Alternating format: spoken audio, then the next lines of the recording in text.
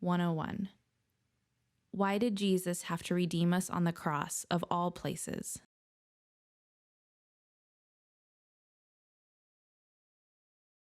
The cross on which Jesus, although innocent, was cruelly executed is the place of utmost degradation and abandonment.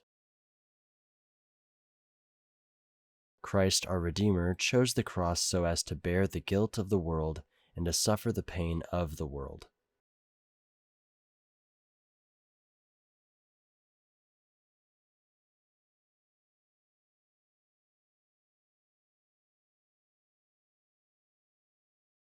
So he brought the world back home to God by his perfect love.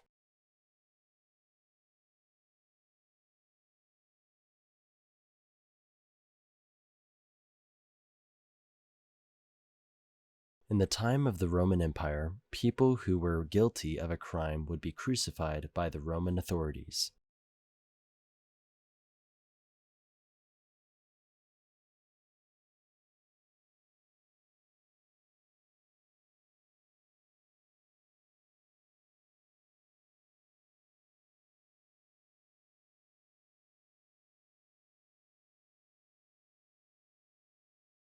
Crucifixion was the most horrible method of execution. What a tragedy!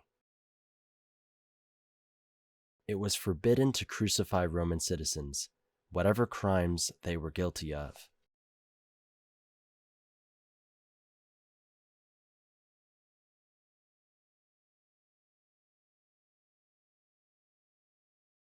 God saw the crucifixion that was going on and wanted himself in the person of his Son to experience it, to show us that God entered into the most abysmal sufferings.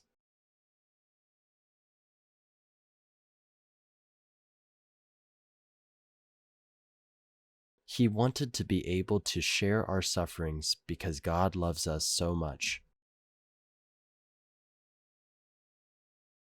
Since then, can anyone say, God does not know what I'm suffering? Impossible. He knows.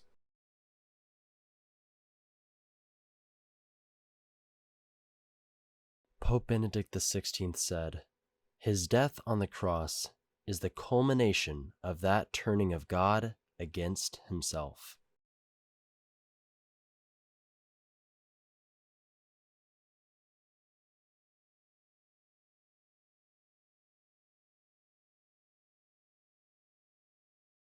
In which he gives himself in order to raise man up and save him. This is love in its most radical form.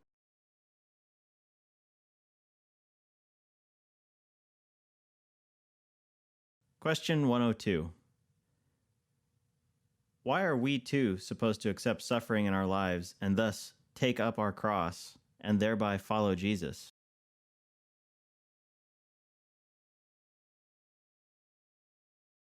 Christians should not seek suffering, but when they are confronted with unavoidable suffering,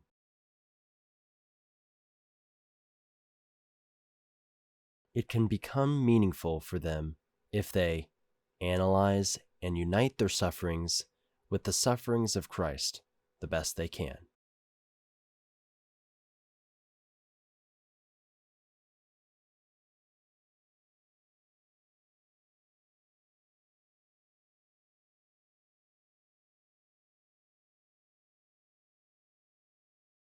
Christ suffered for you, leaving you an example that you should follow in his steps. 1 Peter chapter 2, verse 21.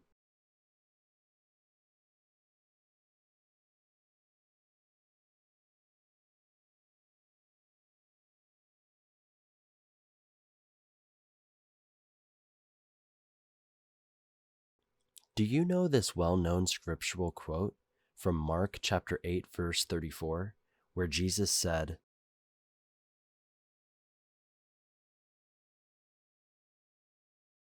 "If any man would come after me, let him deny himself and take up his cross and follow me."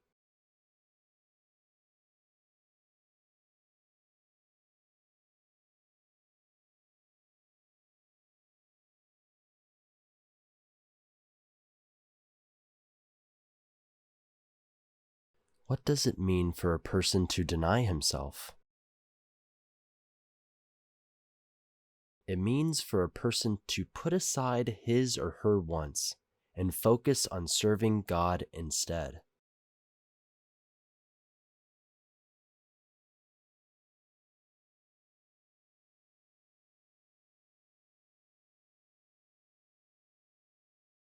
Of course, in this world today, we Christians want to alleviate all suffering.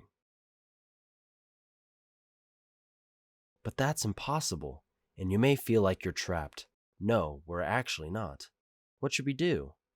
In faith, we can accept our own suffering in order to get through it.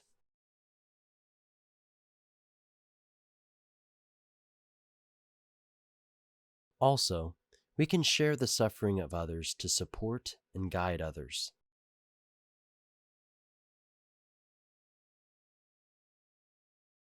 In the same way, through Jesus' love for us, he was crucified and died on the cross to save us.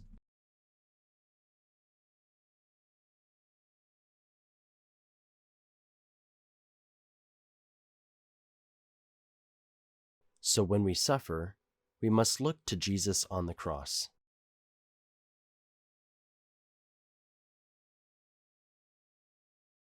Through his redeeming power, we become united with the redeeming love of Christ, and thus part of the divine power that changes the world for the better. For example, to be deaf means we are not able to hear, right? There are always challenges that occur as a result of not being able to hear, and that is a part of our suffering. It's not a negative experience. We deaf people can make it a positive experience by accepting our deafness and offering up our challenges to God.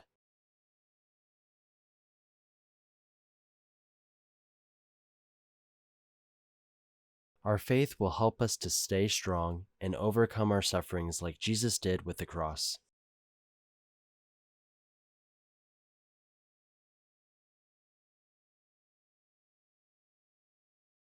Question 103. Was Jesus really dead? Maybe he was able to rise again because he only appeared to have suffered death. Jesus really died on the cross. His body was buried.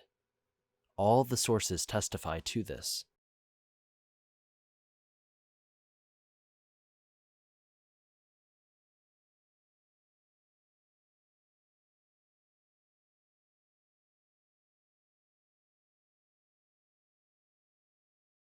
In the Gospel of John, chapter 19, verse 33, the story makes clear Jesus is dead when the soldiers even make an explicit determination of death.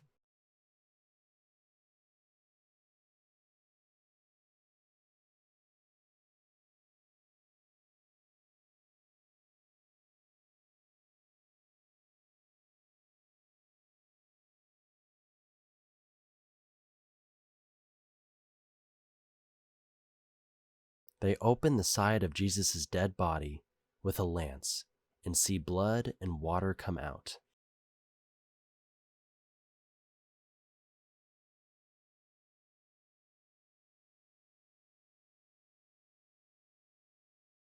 That means Jesus was truly dead.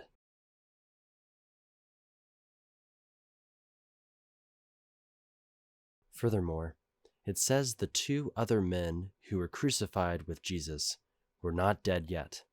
So the soldiers broke the legs of the men in order to make the men die more quickly.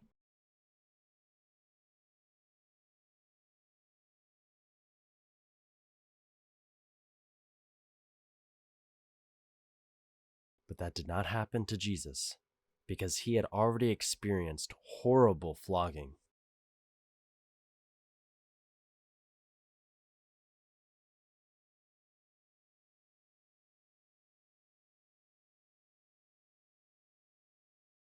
He experienced physical shock, and then he had to carry an extremely heavy cross all the way to Golgotha.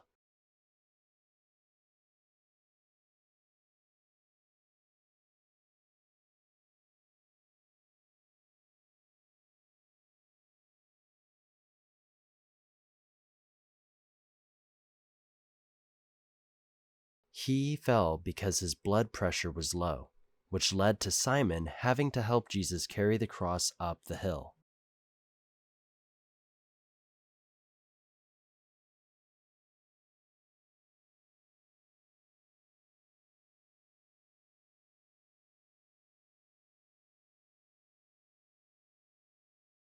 Can you imagine how he didn't have enough blood pressure to walk up the hill after experiencing excruciating scourging?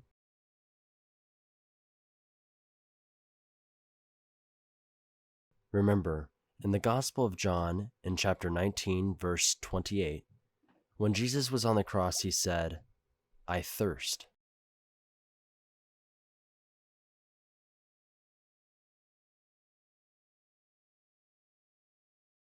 What did that mean? Jesus was dehydrated and needed fluids. Science clearly shows that before Jesus died, his heart was beating quickly due to low blood pressure.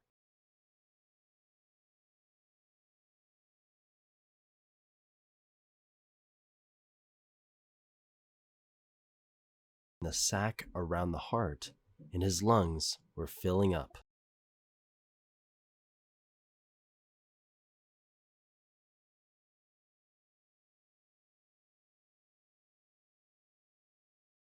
That led to his quick death, and that is why blood and water came out.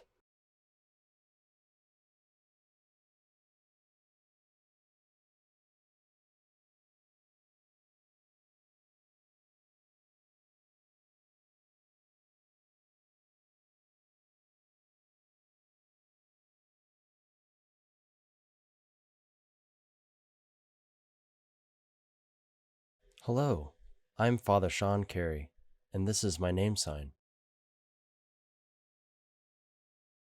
I'm from the Archdiocese of Boston, Massachusetts. Thank you for watching. See you next week.